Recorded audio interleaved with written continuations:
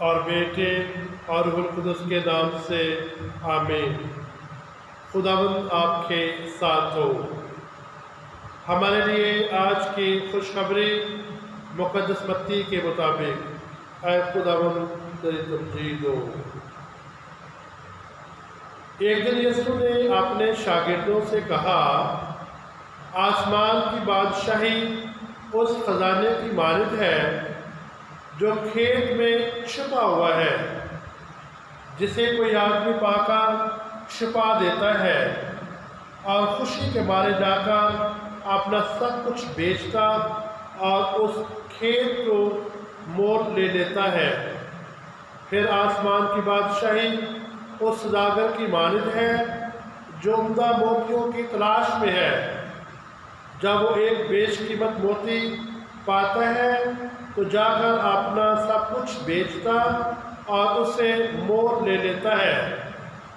پھر آسمان کی بادشاہی اس مہا جال کی مانند ہے جو جھیل میں ڈالا جاتا اور ہر طرح کی مچھلیاں سمیٹ لیتا ہے۔ جب وہ بھر گیا تو اسے کھینچ لاتے ہیں اور کنارے پر بیٹھ کر اچھی برتنوں میں جمع کر لیتے اور جو کوئی کام کے نہ ہو پھینک دیتے ہیں۔ دنیا کے آخر میں ایسا ہی ہوگا، فرشتے نکلیں گے اور آسبازوں کے درمیان سے بدکاروں کو جدا کریں گے اور انہیں آگ کی بھٹی میں ڈال دیں گے، وہاں رونا اور دانتوں کا پیسنا ہوگا۔ کیا تم یہ سب کچھ سمجھ گئے ہو؟ انہوں نے اس سے کہا، ہاں۔ تب اس نے ان سے کہا، اس لیے کہ ہر ایک فقہ جو آسمان کی بادشاہی کی تعلیم پا چکا گھر کے اس مالک کی مانند ہے جو اپنے خزانے سے نئی اور پرانی چیزیں نکالتا ہے۔ انجیل مقدس کے وسیلہ سے ہمارے گناہ معاف کیے جائیں۔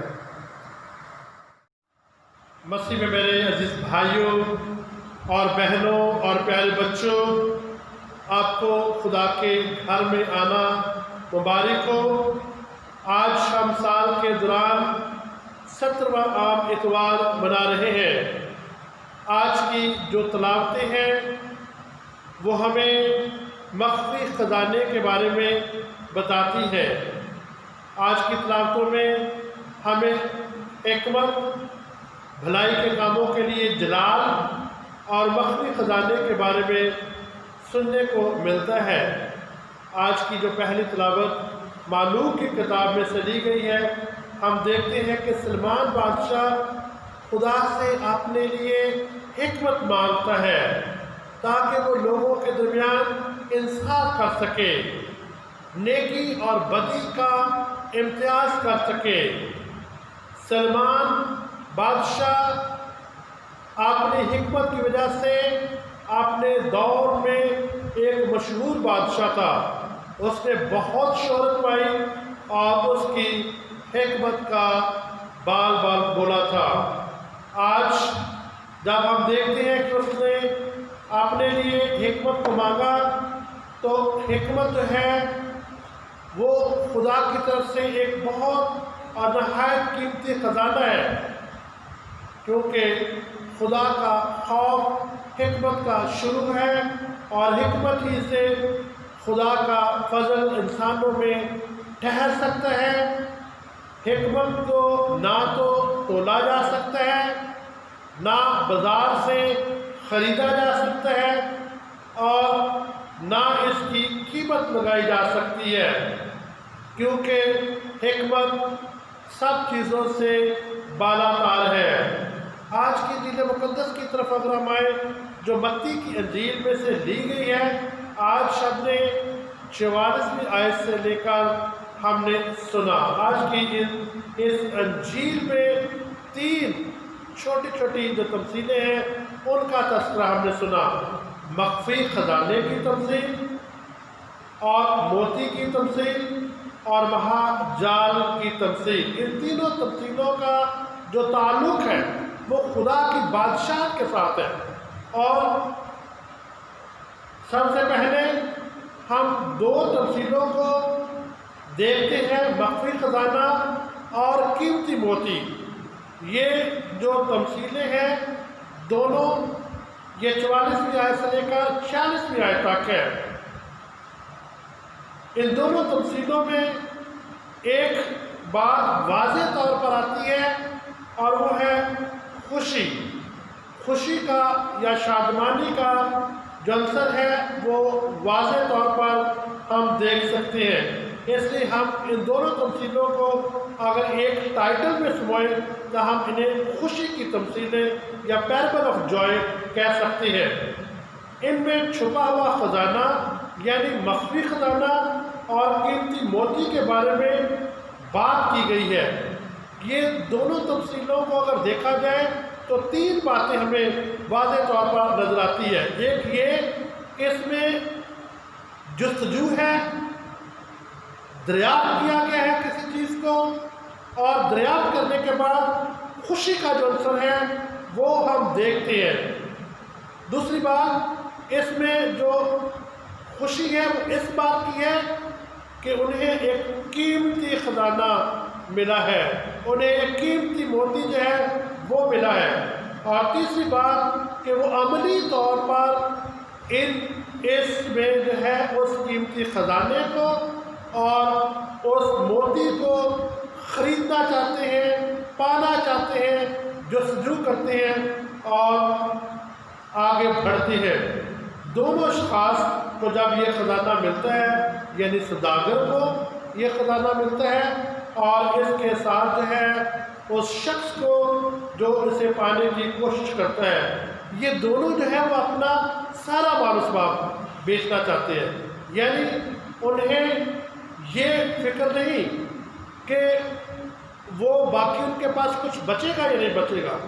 اس خزانے کو حاصل کرنے کے لیے وہ ان میں کسی قسم کا کوئی دکھ نہیں ہے، رنج نہیں ہے، افسوس نہیں ہے، پچھتاوا نہیں ہے، اور کیونکہ وہ اس خزانے کو ہر قیمت پر حاصل کرنا چاہتے ہیں۔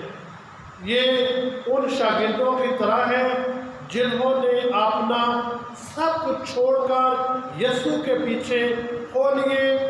متی اس کے 4 باب 18 سے لے کر 22 آیت میں ہم سنتے ہیں 2 بھائیوں کا ذکر، شمعون پطرس کا اور اندریاس کا، جو ماہی گیر تھے اور وہ پیشے کے حوالے سے اپنے پیشے میں بڑے ماہر تھے، اور جب وہ خداوند یسوع مسیح ان کو ملتا ہے تو وہ اس پیشے کو چھوڑتے ہیں اور یسوع کے پیچھے ہو لیتے ہیں، کیونکہ یسوع ان کے لیے قیمتی خزانہ ہے، یسوع ان کے لیے حقیقی تاج ہے، اس لیے وہ اس کے پیچھے ہو لیتے ہیں۔ ان دونوں تو تمثیلوں سے 2 نکات ہمارے سامنے آتے ہیں جن سے ہم نتیجہ اخذ کر سکتے ہیں۔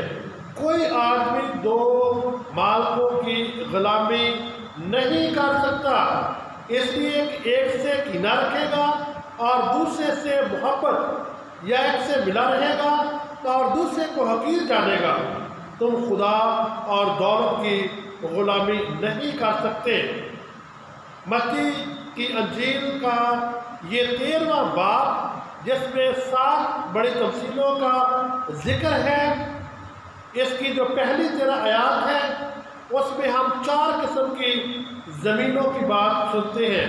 پہلی جو 3 قسم کی زمینیں ہیں ان میں بیج بویا جاتا ہے، لیکن وہ بیج پلتا نہیں، بڑھتا نہیں، جلدی مر جاتا ہے، ختم ہو جاتا ہے، اس میں زندگی نہیں رہ جاتی۔ لیکن چوتھی قسم کی جو زمین ہے وہ قیمتی زرخیز زمین ہے اور وہ اپنے اندر قوت رکھتی ہے، وہ بیج کو پھلنے دیتی ہے، بڑھنے دیتی ہے، اور اس سے وہ جو ہے وہ زرخیز زمین ہونے کی وجہ سے بڑی اہمیت کی حامل ہے۔ متی کی انجیل اس کے 6 باب اور اس کی 19ویں سے 21ویں آیت میں اگر ہم دیکھیں تو خداوند یسوع مسیح اپنے شاگردوں کو یہ بھی تلقین کرتے ہیں کہ تم اپنے واسطے زمین پر خزانہ جمع نہ کرو جہاں پر کیڑا اور زنگ خراب کرتا ہے بلکہ اپنا خزانہ آسمان پر جمع کرو، جہاں پر نہ کیڑا اور نہ زنگ خراب کر سکتا ہے۔ خدا کا جو فضل ہے اسے حاصل کرنے کے لیے انسان کو محنت کے عنصر سے گزرنا پڑتا ہے، اپنی زندگی میں چیلنج کو قبول کرنا پڑتا ہے، جستجو کرنی پڑتی ہے، اپنا آپ جو ہے وہ مشکل میں ڈالنا پڑتا ہے، پھر جا کر وہ خدا کی بادشاہت میں جو ہے وہ صحیح طور پر اس کا رکن ٹھہر سکتا ہے۔ اس لیے خدا کی بادشاہت کے لیے جو ہے آج یہ دونوں جو لوگ ہیں وہ جب یہ قیمتی چھپا ہوا مخفی خزانہ پاتا ہے اور وہ موتی سوداگر پاتا ہے تو یقیناً وہ اس چیز سے شادمان ہے۔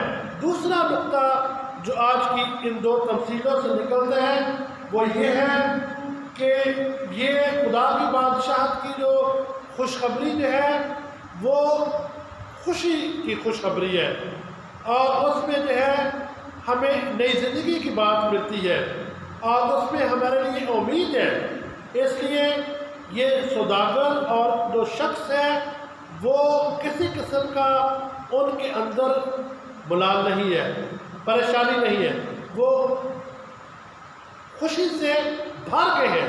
انہوں نے وہ خزانہ جو چھپا ہوا مخفی خزانہ ہے اسے پا لیا ہے، اور سوداگر جو ہے آپ جانتے ہیں کہ جو سوداگر ہے وہ موتی قیمتی موتی کو دیکھنے کے لیے، جانچنے کے لیے، پرکھنے کے لیے اس کی جو آنکھ ہے وہ بڑی تیز ہوتی ہے اور وہ حکمت سے معمور ہوتا ہے، اس لیے وہ قیمتی موتی کو جانتا ہے اور قیمتی موتی کو خریدنا چاہتا ہے۔ اور قیمتی موتی جو ہے وہ ایسا موتی ہے جو حکمت سے اس نے حاصل کیا۔ اس لیے آج کا یہ چھپا ہوا جو خزانہ ہے زمین میں، یہ خدا کی بادشاہی کی طرف ہمیں تشبیہ دیتے ہیں، کیونکہ جو شخص اسے ڈھونڈے گا وہی پائے گا، یعنی جو محنت کرے گا وہی اس کا پھل حاصل کرے گا، جو شخص محنت نہیں کرے گا وہ اسے حاصل نہیں کر سکتے۔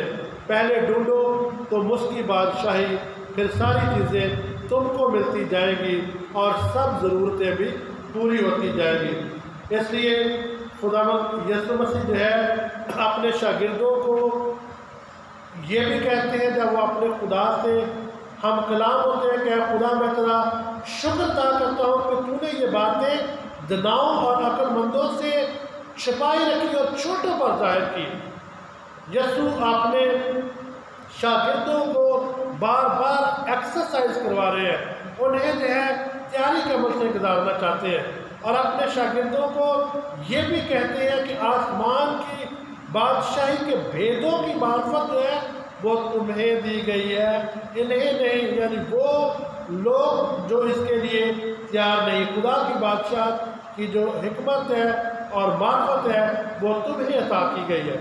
تیسری جو چھوٹی تمثیل ہے آج کی وہ ہے مہاجال کی تمثیل۔ خدا کی بادشاہت کے لیے جو ہے یہ تمثیل جو ہے یہ زبان کے ساتھ اس کو ہم پیرلل طور پر دیکھ سکتے ہیں، جس طرح گیہوں کے کھیت میں زبان کو بیج کو بھی دشمن نے آ کر اگا دیا تاکہ وہ اگے اور اس کو تباہ کرے، تو خدا نے دونوں کو موقع دیا تاکہ آخرت میں جب ہوگا تو پھر جو گیہوں کے خطے جو ہیں وہ علیحدہ کر لیے جائیں گے اور زبان کے بیج کو اکٹھا کر کے جلا دیا جائے گا۔ اسی طریقے سے اس تمثیل میں مہاجال کی جو تمثیل ہے اس میں ہم دیکھتے ہیں کہ جو جال ہے اسے نہر میں یا سمندر میں یا پانی میں جب ڈالا جاتا ہے تو یہ سوچ کر نہیں ڈالا جاتا کہ صرف بڑی بڑی مچھلیاں آئیں گی یا صرف اچھی مچھلیاں آئیں گی، بلکہ یہ جال جو ہے یہ تمام چھوٹی اور بڑی مچھلیوں کو جب ڈالا جاتا ہے تو تمام کو وہ لے کر آتا ہے۔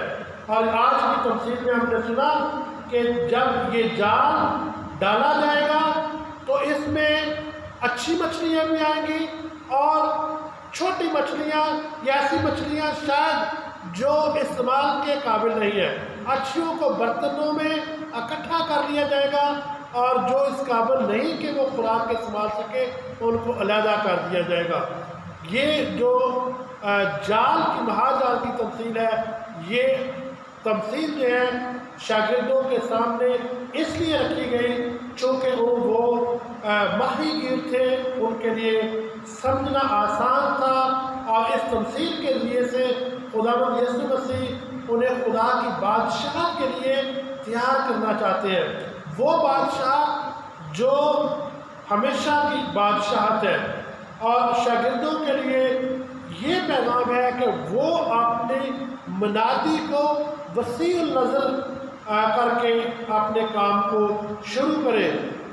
खुदा की जो बादशाहत है वो सिर्फ अच्छे लोगों के लिए नहीं है। खुदा जो है वो बदों को भी बचाना चाहता है। इसलिए शागिर्दों के लिए ये ज़रूरी है कि वो ऐसी रूहें जो भटकी हुई हैं उनके लिए भी जो है वो अपना काम जारी और सारी रखें और उनके लिए भी मौका है कि वो खुदा की बादशाहत में दाखिल हो सके।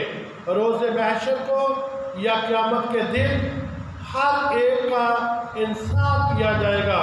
खुदा की बादशाहत में दाखिल होने के लिए ज़रूरी है कि हम भूखे के लिए रोटी तोड़ें, हम प्यासे को पानी पिलाए, हम नंगे को कपड़ा पहनाए, हम जो भटके हुए हैं उनका ख्याल रखें, हम जो बीमार हैं उनके पास जाएं, हम जो कैद में हैं उनका ख्याल रखें, या हम अपने पड़ोसी का ख्याल रखें, या वो लोग जो खुदा के लिए या खुदा की बादशाहत के लिए अभी तक तैयार नहीं है उनकी मदद की जाए। खुदा नेकों और रास्तबाजों को लिए जन्नत के दरवाजे खोलता है, खुदा की बादशाहत के दरवाजे खुले हैं और ऐसे लोग जो भी उसके लिए तैयार नहीं है उनके लिए भी मौका है कि वो भी खुदा की बादशाहत के लिए आगे बढ़े। ये तीनों जो तमसीलें हैं वो खुदा की बादशाहत की बात करती है। हम जो मसीह हैं, आज के लोग के, आज के दौर के मसीह, हम इनसे, इन तमसीलों से अपने लिए ये सबक सीख सकते हैं कि खुदा हमें भी मौका देता है। हमने उस ख़जाने की तलाश में रहना है जो हिकमत का ख़जाना है, जो नेकी और बदी में इम्तियाज़ कर सकता है, क्योंकि खुदा नेकी और भलाई को पसंद करता है। खुदा बदी को पसंद नहीं करता। खुदा बदों के लिए ये मौका देता है कि वो भी आगे बढ़े और वो अपने आप को तब्दील करे। खुदावंद हमें नेकी की राह अपनाने की हिम्मत और क़ुव्वत अता फरमाए। आमीन।